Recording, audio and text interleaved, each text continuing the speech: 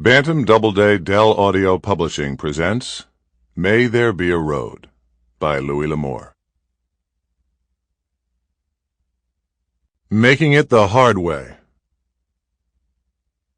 Under the white glare of the lights, the two fighters circled each other warily. Finn Downey's eyes were savagely intent as he stalked his prey. Twice Gammy Delgardo's stabbing left struck Downey's head, but Finn continued to move, his fists cocked. As the lance-like left started once more, Downey ducked suddenly and sprang in, connecting with a looping overhand right. Delgardo's legs wavered, and he tried to get into a clinch. Finn was ready for him, and a short left uppercut to the wind was enough to set Delgardo up for a second right. Delgardo hit the canvas on his knees, and Downey wheeled, trotting to his corner.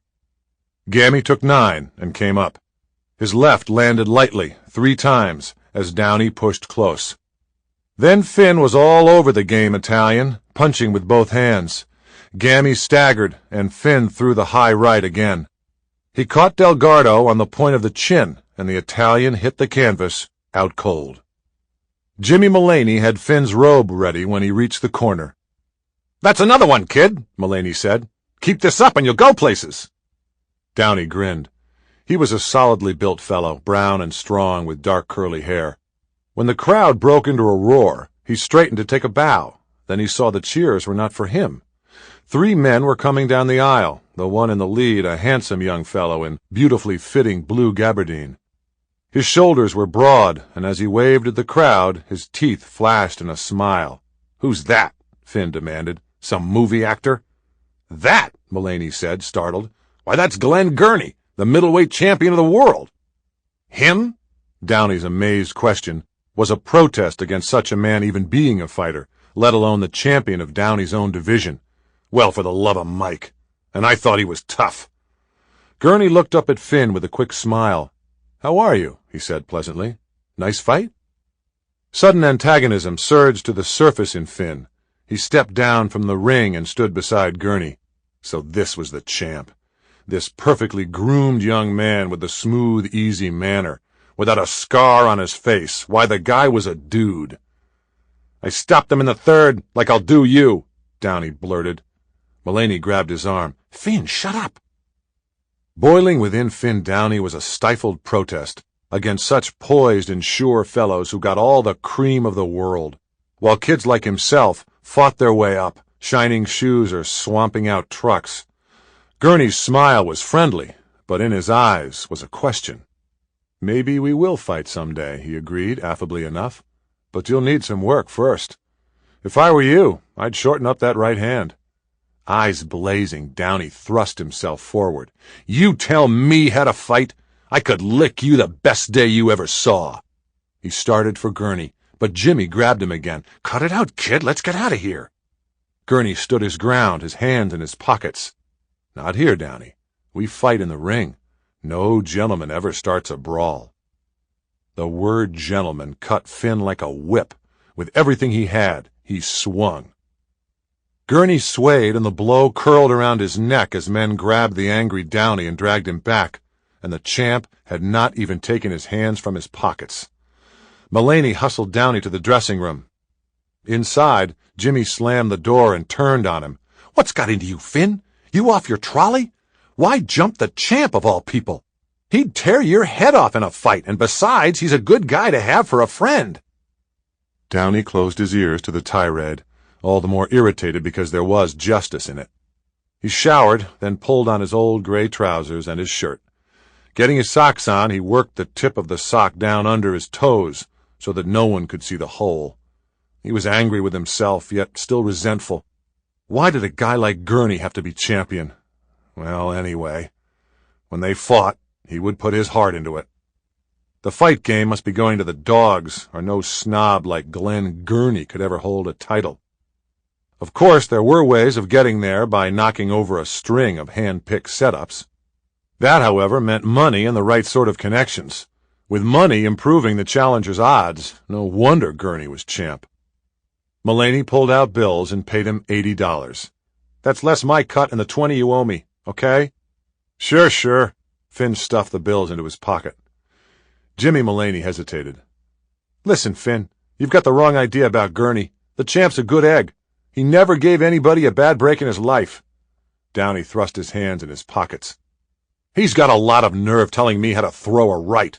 Why, that right hand knocked out 7 guys in a row. Mullaney looked at Downey thoughtfully. You've got a good right, Finn, but he was right. You throw it too far. Downey turned and walked out. That was the way it was. When you were on top, everybody took your word. His right was okay. Only 2 punches in 3 rounds tonight, and both landed. He fingered the bills. He would have to give some to Mom, and Sis needed a new dress. He would have to skip the outfit he wanted for himself.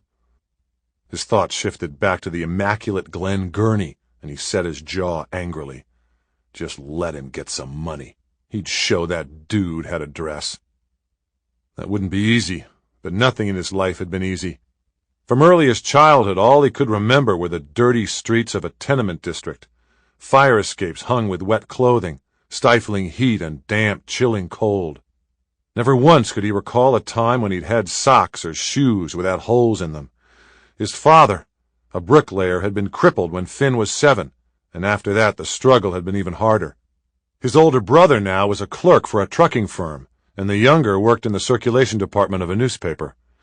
One of his sisters worked in a dime store, and the other one, young and lovely as any girl who ever lived, was in high school. "Hey, Finn!" Downey glanced up, and his face darkened as he saw a fellow he knew named Stoff. He had never liked the guy, although they had grown up on the same block. These days Stoff was hanging around with Bernie Ledsham, and the gambler was with him now. "Hi," he returned and started to pass on. "Wait a minute, Finn," Stoff urged. "You ever meet Bernie? We seen your fight tonight." "How's it?" Finn said to Bernie, a thin-faced man with shrewd black eyes and a flat-lipped mouth. Finn had seen him around, but didn't like him either. "How about a beer?" Bernie said. "Never touch it, not in my racket." Downey drew away. "I've got to be getting on home." "Come on! Why, after winning like you did tonight, you should celebrate. Come with us." Reluctantly, Finn followed them into a cafe. Norm Hunter, a man he also knew, was sitting at a table, and with him was a short, square-built fellow with a dark, impassive face. When Finn Downey looked into the flat black eyes, something like a chill went over him, for he recognized the man as Nick Lesak, who had done 2 stretches in Sing Sing, and was said to be gunman for Cat Spelvin's mob. "You sure cooled that guy," Norman Hunter said admiringly. "You got a punch there." Pleased but wary, Finn dropped into a seat across the table from Nick Lesak. "He wasn't so tough," he said, "but he did catch me a couple of times." "He got lucky," Bernie said. "Just lucky." Downey knew that was not true. Those had been sharp, accurate punches. The lump over his eye was nothing, for black eyes or cut lips were the usual thing for him. But it bothered him that those punches had hit him. Somehow he must learn to make them miss. Stoff had disappeared, and Finn was having a cup of coffee with Hunter, Bernie, and Nick Lesak. "That blasted Gurney," Bernie sneered. "I wish it had been him you'd clipped tonight. He thinks he's too good." "I'd like to get in there with him," Finn agreed.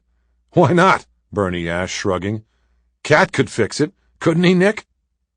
Lesak, staring steadily at Downey, spoke without apparently moving his lips. "Sure, Cat can fix anything." Finn shrugged, grinning. "Okay, I'd like to get in there with that panty waist." "You gotta fight some others first," Bernie protested. "We could fix it so you could fight Tony Gilman 2 weeks from tonight. Couldn't we, Nick? After he stops Gilman, a couple of more scraps, then the champ. Anybody got any paper on you, kid? I mean, like this Mullaney?" "He just works with me." Downey felt shame at what that implied. For whatever he knew about fighting, Jimmy had taught him. "I got no contract with him." "Good." Bernie leaned closer. "Listen, come up and have a talk with Cat. Sign up with him, and you'll be in the dough. Tonight you got maybe 100 fish. Cat can get you 3 times that much, easy. He can give you the info on bets, too." "Sure," Hunter agreed. "You tie up with us, and you'll be set." "Let's go," Nick said suddenly. "We can drop the kid by his home." Bernie paid the check, and they went outside where there was a big black Sample complete. Ready to continue?